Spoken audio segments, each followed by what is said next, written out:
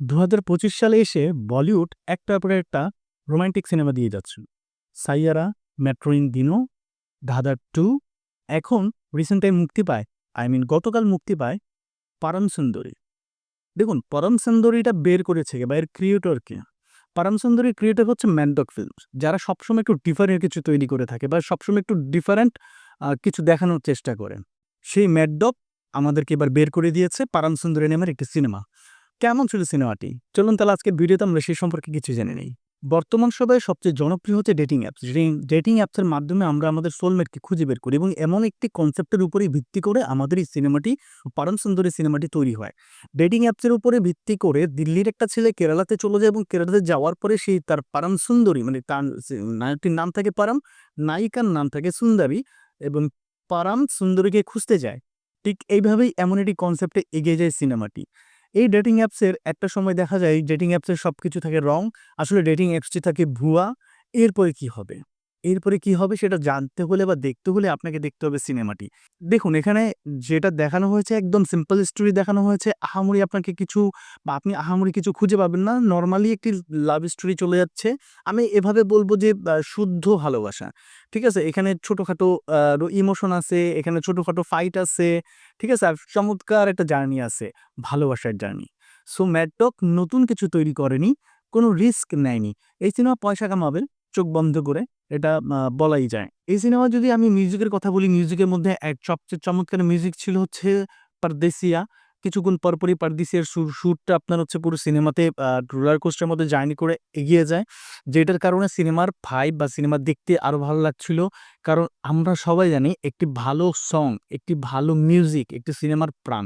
এছাড়া বাকি যে মিউজিকগুলো ছিল ওভারঅল মেক্সিমাম গানগুলো চমৎকার ছিল বাট 'পারদেসিয়াটা' একটু বেটার ছিল। এছাড়া যদি অ্যাক্টিং এর কথা বলি এখানে সিদ্ধার্থ মালহোত্রা ছিলেন, জাহ্নবী কাপুর ছিলেন, এনায়েত নামের একটি মেয়ে ছিলেন। এছাড়া আরো অনেকেই ছিলেন যারা তামিল ইন্ডাস্ট্রি বা কেরালা ইন্ডাস্ট্রি থেকে তাদেরকে নেয়া হয়েছে।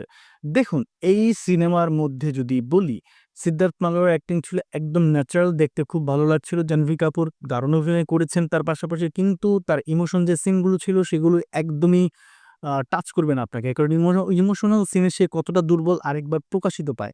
আরেকটা বিষয় বলতেই হয় সেটা হচ্ছে জাহ্নবী কাপুর যখন কেরালা মালায়ালাম যেটা ওরা ভাষা বলছিল সেই ভাষাতে তাকে কতটা আনকমফোর্টেবল ফিল লাগছিল। তাকে দেখতে বা সে যে আনকমফোর্টেবল বা সেটার সাথে সে ম্যাচিং করতে পারছে না সেটা একদম ফুটে উঠছে আসলে। সো এই বিষয়টা চোখে লাগার মতো ছিল। এছাড়া পুরো সিনারি যদি বলি, কেরালার যে সৌন্দর্য, অসাধারণ ভিউ সবকিছু ভালো লাগছিল ওভারঅল। আর এই সিনেমার মধ্যে সবচেয়ে আমার যদি বলেন অভিনয়ের স্কিল দিক থেকে সবচেয়ে ভালো করেছে এনায়েত, যে ছোট মেয়েটা। এত ন্যাচারাল অ্যাক্টিং সে এই বয়সে কিভাবে করে আমি জানি না। মনেই হচ্ছিল না সে অভিনয় করছে। সিম্পলি ডায়ালগ দিয়েছে, ঠাস, ঠাস করে বলে দিচ্ছে। এই বয়সে হয় কি ছোট বাচ্চারা কিন্তু সবসময় একটু অ্যাক্টিং এর প্রতি ওভার অ্যাক্টিং করে ফেলে কিন্তু এনায়েত জাস্ট ন্যাচারাল অভিনয় করেছে। সো দেখতে এত ভালো লাগছিল, শুনতে ভালো লাগতেছিল ডায়ালগগুলো তার মুখ থেকে, মনে হচ্ছিলই না সে অভিনয় করছে। এই সিনেমার শুধু পজিটিভ দিক বললাম, একটু নেগেটিভ এ চলে যাই। এই সিনেমার কিছু নেগেটিভ দিক ছিল। যেমন হচ্ছে আপনি সিনেমা যখন দেখতে বসবেন তখন আপনি যেটা প্রেডিক্ট করবেন যে শেষে কি হবে, সেটাই হবে। কারণ স্টোরি আপনার জানা স্টোরি, ম্যাড ডগ এখানে কোনো রিস্ক নেয়নি, যেটা ১ম এই বললাম। সিম্পল একটা স্টোরি তৈরি করেছেন যেটা সকলের জানা স্টোরি। আমরা দেখে এসেছি। হ্যাঁ, অনেকে বলতে পারেন এটা চেন্নাই এক্সপ্রেসের হয়তোবা নকল। মোটেও না, এটা চেন্নাই এক্সপ্রেসের কোনো নকল সিনেমা। সম্পূর্ণ নিউ কনসেপ্ট এবং চমৎকার একটি গল্প নিয়ে সাজানো। বাট গল্প চমৎকার হলেও গল্প স্ট্রং না। গল্প চমৎকার, আপনাকে রোলার কোস্টার মধ্যে সুন্দরভাবে দেখে মজা পাচ্ছি। But that is not strong story. এখানে যে ইমোশনাল সিনগুলো ছিল সেগুলো আপনাকে টাচ করতে পারবে না। বা আমাকে টাচ করতে পারিনি। আমি জানি না বাকিদেরকে টাচ করতে পারবে কিনা। এইটা একটা দুর্বল দিক ছিল। এছাড়া এই সিনেমার ফার্স্ট হাফের তুলনায় সেকেন্ড হাফ খুবই দুর্বল ছিল। বিকজ অফ ১ম হাফে যতটা চমৎকারভাবে একটা গল্পের বুনন হয়, সেকেন্ড হাফে আসার পরে মনে হচ্ছিল যে না, হ্যাঁ, এটা তো দেখেছি, দেখা, দেখা লাগবে।